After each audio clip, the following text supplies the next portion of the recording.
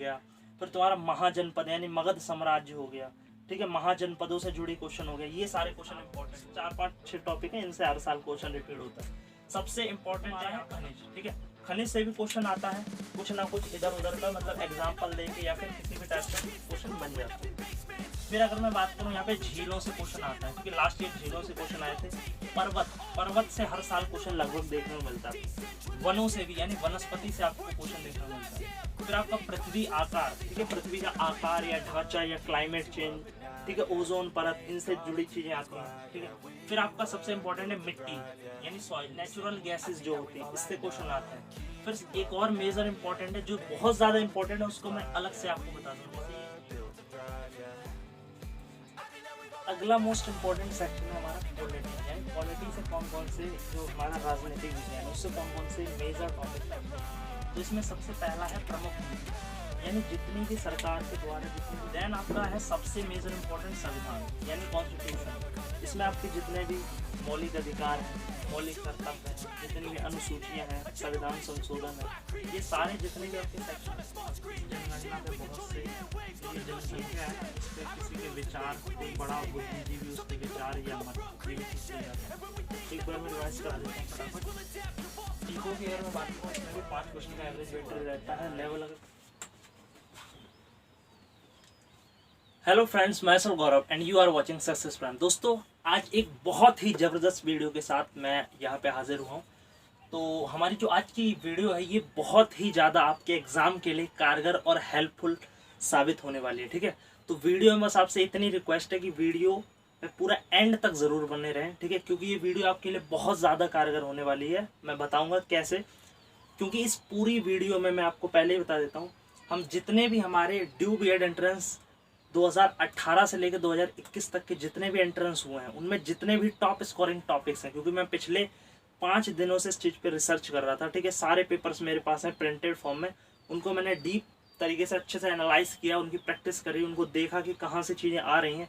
तो उसमें सारा मैंने एक डाटा निकाला कि 18 से 21 के बीच में जितने भी ड्यू बीएड एनटीए के द्वारा कंडक्ट किए गए हैं तो उसमें किस किस टाइप के चीज़ें पूछी गई हैं, ठीक है, कौन कौन से सेक्शन पूछे गए, मतलब जितने भी हमारे सेक्शन आते हैं उसमें मेजर टॉपिक क्या है। और यकीन मानिए कि एनटीए हर साल कुछ सिलेक्टेड टॉपिक से ही एक मेजर संख्या में चीज़ें पूछ रहा है, ऐसा नहीं है वो कहीं से कुछ भी पूछ रहा है, उसका एक दायरा सीमित है, ठीक है। तो वो दायरा यहाँ पे आपको बिल्कुल क्लियर तरीके से कराया जाएगा, ठीक है।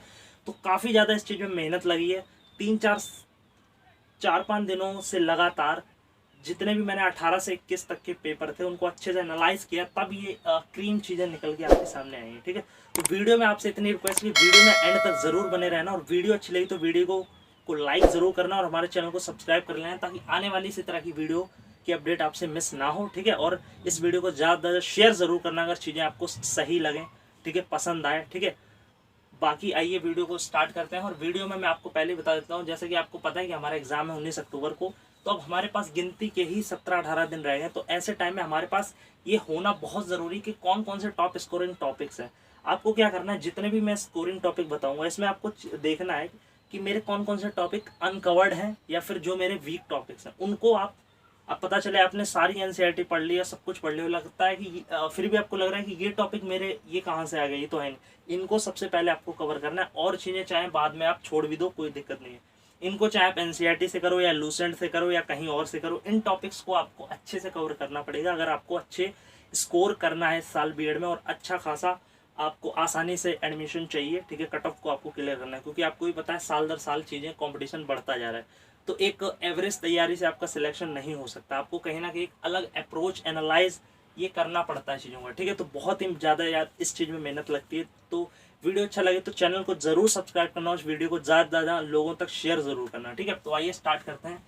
इस वीडियो में मैंने कोशिश की है कि सबसे पहले एसएसटी से स्टार्ट करें, क्योंकि आपको पता है साइंस और एसएसटी ये 2 सेक्शन बहुत ज़्यादा स्कोरिंग होते हैं। इनमें लगभग मान के चलिए 2021 के पेपर की बात करूं तो एसएसटी से लगभग 20 से 24 क्वेश्चन पूछे गए थे। जी हाँ, आपने सही सुना, 20 से 25 क्वेश्चन तक अप्रॉक्स आपके एसएसटी से पूछे गए। सबसे बड़ा वेटेज एसएसटी का एक लेके चल रहा हूँ। दूसरे नंबर पे 16-17 क्वेश्चन आपसे साइंस के आए थे, देन बाकी चीज़ें थी जो कम थी। तो उसी हिसाब से स्कोरिंग के हिसाब से मैंने सबसे पहले इसको लाया, ठीक है।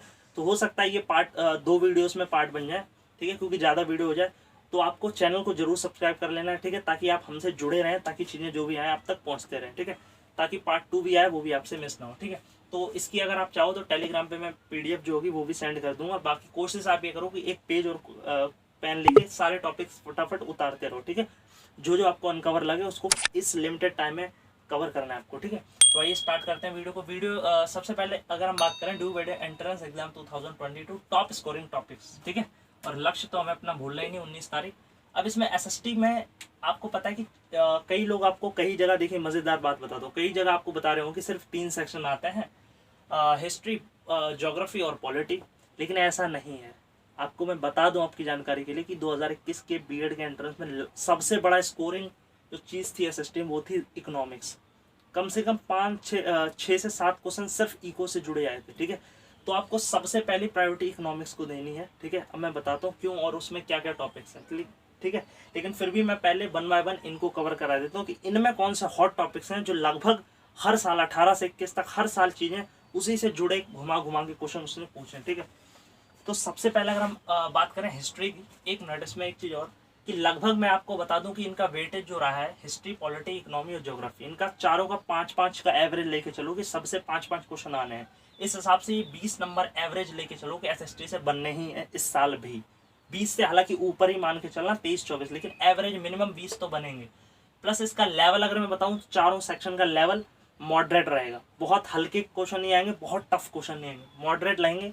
और ये मॉडरेट क्यों हो जाते हैं इसका भी बताता हूँ कि क्वेश्चन एक्चुअल में पूछे कैसे जाते हैं। आपने अगर पिछले साल के पेपर को अच्छे से देखा होगा, पढ़ा होगा, तो आपको पता होगा कि जो क्वेश्चन SST के पूछे जाते हैं वो मॉडरेट होने का कारण ये कि आपको सीधा नहीं क्वेश्चन बताया जाता, उसको कई तरीके से घुमा देता है। जैसे बोल देगा एक कथन है, इसका एक कारण है, तो ये कथन इस कारण की व्याख्या करता है या नहीं करता, ऐसे पूछ लेगा। या फिर 4 कथन दे देगा कोई भी, मतलब जैसे मान लो सांप्रदायिकता से जुड़े, और फिर बोल देगा इनमें से कौन सा गलत है, इनमें से कौन सा सही है, कौन सा मतलब स्टेटमेंट को सही से एक्सप्लेन करता है। इस टाइप की चीज़ें देता है जिसमें थोड़ा लॉजिक लगाना होता है। या फिर कोई फिल इन द ब्लैंक्स दे देगा इन्हीं चीज़ों से जुड़ी हुई, या फिर कोई एग्जाम्पल दे देगा, ठीक है। तो कहीं ना कहीं वो चीज़ों को थोड़ा घुमा फिरा के स्टेटमेंट वाइज बना के फिल इन द ब्लैंक्स बना के आपको थोड़ा सा लॉजिकल चीज़ें बना देता है, ठीक है।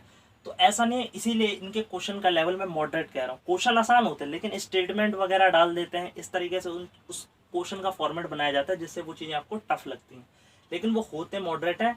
अगर आपने अच्छे से चीज़ों को, कॉन्सेप्ट को पढ़ा होगा तो आप पढ़ते ही आंसर निकाल दोगे, लेकिन अगर आपने थोड़ा बहुत सुना होगा उस चीज़ में तो ज़्यादा चांस है आप उसको गलत कर दो, ठीक है। तो अगर आप कहीं से भी पढ़ रहे हो तो आपसे मेरी रिक्वेस्ट है कि जहाँ से भी आप पढ़ रहे हो अपना जो चीज़ें हैं जहाँ से भी पढ़ रहे हो उस टॉपिक को अच्छे से समझते हुए कवर करना, ठीक है। जैसे कि अगर सांप्रदायिकता है, धर्मनिरपेक्षता है, तो ये क्या होता है, ठीक है, ये अच्छे से आपको समझ में आना चाहिए। हो सकता है वहाँ पर कोई एग्जाम्पल के थ्रू आपसे क्वेश्चन पूछ ले तो आप समझ ही ना पाए उस चीज़ को, ठीक है। तो ये मत सोचना कि डेफिनेशन रट ली या डेफिनेशन एग्जाम में आएगी, ऐसा कुछ नहीं है।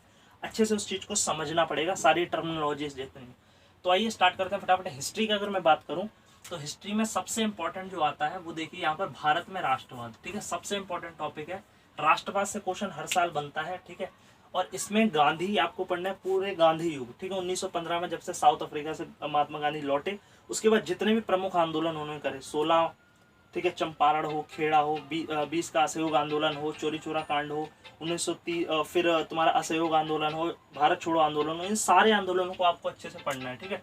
कौन कौन से प्रमुख उस टाइम पे सम्मेलन हुए, जैसे गोलमेज सम्मेलन हुआ, इससे गांधी इरविन समझौता हुआ, इनसे क्वेश्चन आते हैं, गांधी से जुड़े क्वेश्चन आते हैं, ठीक है। तो भारत में राष्ट्रवाद आपको जो 9th या 10th की बुक में जितना है वो सारा आपको हिस्ट्री से कवर करना है, ठीक है। फिर दूसरा यहाँ पे टॉपिक मेजर है। आप देखिए ये जो टॉपिक है ना, इनको थोड़ा मैंने ज़्यादा डिटेल में ना खोलते हुए सीधा मेन टॉपिक्स ले लिए, समझ रहे हो। इसके अंदर भी कई चीज़ें हैं, जैसे अब गांधी युग में मैंने बता दिया कि इसमें सारे आपके आंदोलन, सम्मेलन सब कवर हुए, ठीक है।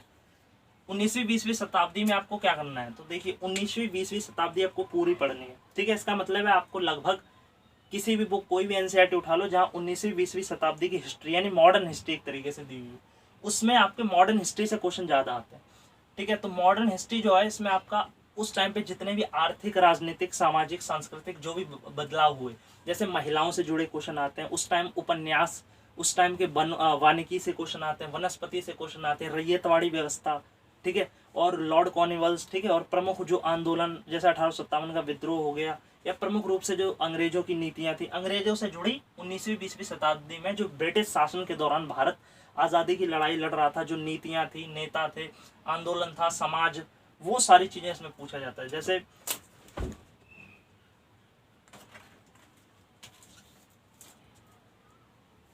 इसके अलावा अगला टॉपिक देखें तो ब्रिटिश पूर्व भारत, यानी थोड़ा सा आपसे ऐसे क्वेश्चन भी पूछ सकता है, अंग्रेजों से पहले जो भारत की एक रूढ़िवादी सोच थी, ठीक है, उस पर भी क्वेश्चन आ सकता है। जैसे ब्रिटिशों के आगमन से पहले भारत का व्यापार कैसा था, भारत का सामाजिक ढांचा कैसा था, भारत में रूढ़िवादी सोच वहाँ की कैसी थी, ठीक है, आर्थिक राजनीतिक स्थितियाँ कैसी थी, उससे भी क्वेश्चन बन सकता है।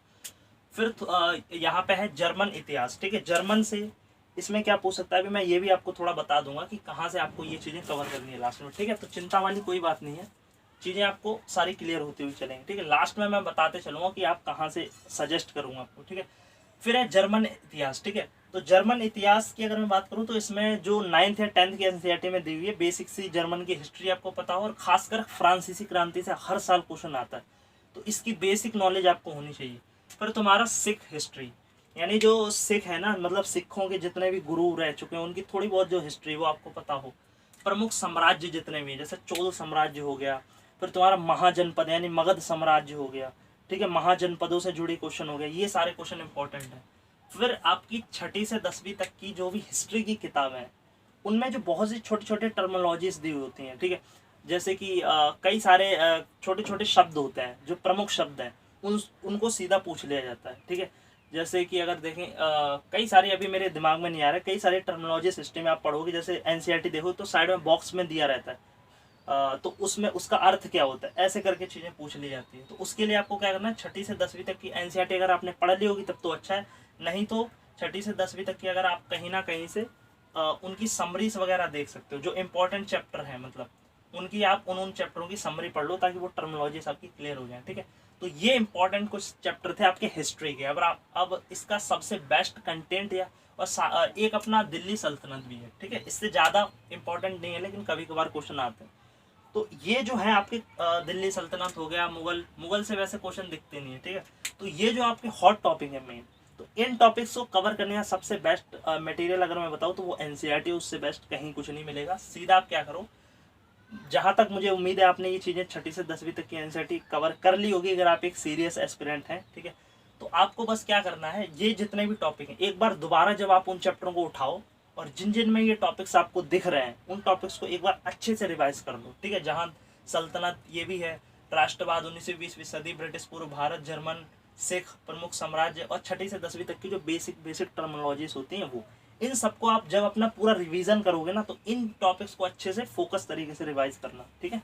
तो आपका ये ऐसे तैयार हो जाएगा। भूगोल की अगर मैं बात करूँ तो इसमें कुछ बहुत ही ज़्यादा मेजर इंपॉर्टेंट और यही 4-5-6 टॉपिक है, इनसे हर साल क्वेश्चन रिपीट होता है। सबसे इंपॉर्टेंट झीलों से क्वेश्चन आता है, ठीक है, लास्ट ईयर झीलों से क्वेश्चन आए थे।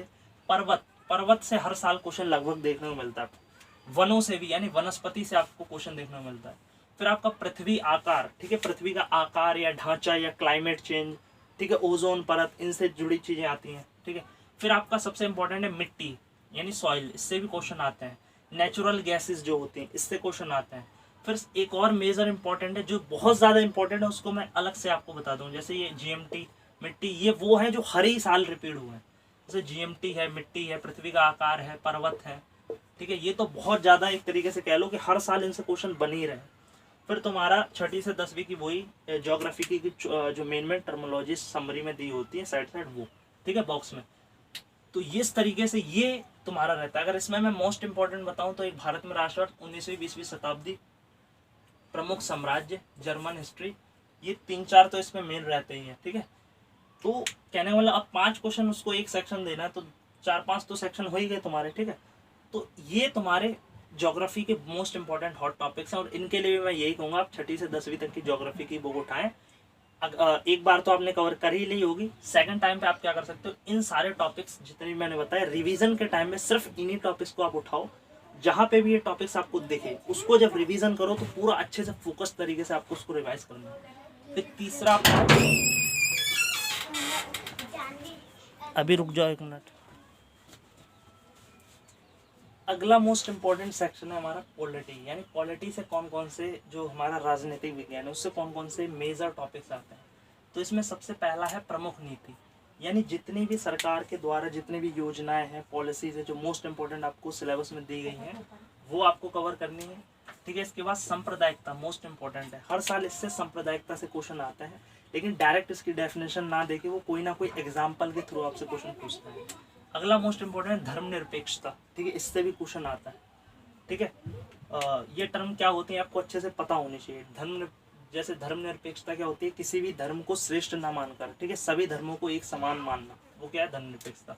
फिर क्या है, न्याय। न्याय से एक क्वेश्चन आता है। मतलब ये जो चीजें हैं, टर्मिनोलॉजीज हैं, इनसे सीधा डेफिनेशन ना पूछ के घुमा फिरा के एग्जाम्पल टाइप देके वो चीजें पूछता है। देन आपका है सबसे मेजर इंपॉर्टेंट संविधान यानी कॉन्स्टिट्यूशन। इसमें आपके जितने भी मौलिक अधिकार हैं, मौलिक कर्तव्य हैं, जितनी भी अनुसूचियां हैं, संविधान संशोधन है, ये सारे जितने भी आपके सेक्शन होते हैं, ये सबसे ज़्यादा इंपॉर्टेंट है। इससे हर साल क्वेश्चन रिपीट होता है। ठीक है, तो संविधान को आपको मिस नहीं करना। फिर आपका शासन प्रणाली यानी जैसे लोकतांत्रिक शासन, राजतांत्रिक शासन, तानाशाही शासन, ये सारे आपको पता होने चाहिए। पंचायती राज भी मोस्ट इंपॉर्टेंट सेक्शन है, हर साल इससे क्वेश्चन देखने को मिल जाएगा आपको कि पंचायत के इलेक्शन से जुड़े या फिर आरक्षण से जुड़े कुछ ना कुछ क्वेश्चन दिखते हैं। फिर सामाजिक समूह, और फिर लास्ट में आपका 6ठी से 10वीं तक की एनसीईआरटी में जितने भी आपको बॉक्स में आपको पॉलिटी से जुड़ी टर्मिनोलॉजीज देखने को मिलती है, उनसे कुछ ना कुछ घुमा फिरा के क्वेश्चन आता है। ठीक है, तो इसके लिए भी सबसे बेस्ट मटेरियल आपका 6ठी से 10वीं तक की एनसीईआरटी है। उसमें ये जितनी भी टर्मिनोलॉजी है उनको आपको अच्छे से समझना होगा, प्लस उसके एग्जाम्पल आपको ऑब्जर्व करने होंगे दिमाग में, क्योंकि उनकी डेफिनेशन ना देके वो घुमा फिरा के चीज़ें देगा। और आप संविधान वगैरह ये चीज़ें जो हैं, ये सबसे अच्छे तरीके से आपको कवर करना पड़ेगा। ठीक है, ये वाला पोर्शन प्लस पंचायत। ठीक है, और बाकी की चीज़ें और एक प्रमुख नीति, ये 3 तो आपको कहीं से तैयार कर लो। बाकी की टर्मिनोलॉजीज के लिए आपको एनसीईआरटी अच्छे से समझनी पड़ेगी। ठीक है, जो एक समरी भी आप पढ़ सकते हो, या फिर जो मेन छोटी छोटी टर्म है उनको आप देख सकते हो। ठीक है, अब यहाँ पे बात कर लेते हैं लास्ट सेक्शन जो हमारा रहता है इकोनॉमिक्स की।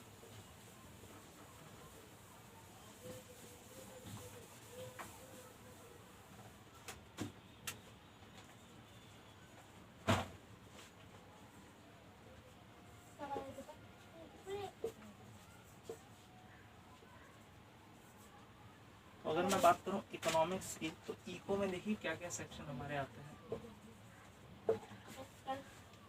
सबसे मेजर है जननांकीय रूपरेखा। ठीक है,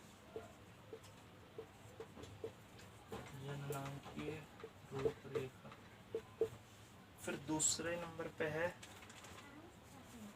ग्रामीण विकास।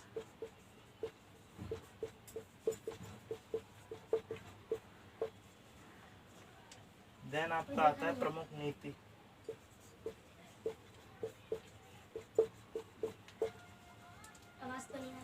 बेरोजगारी।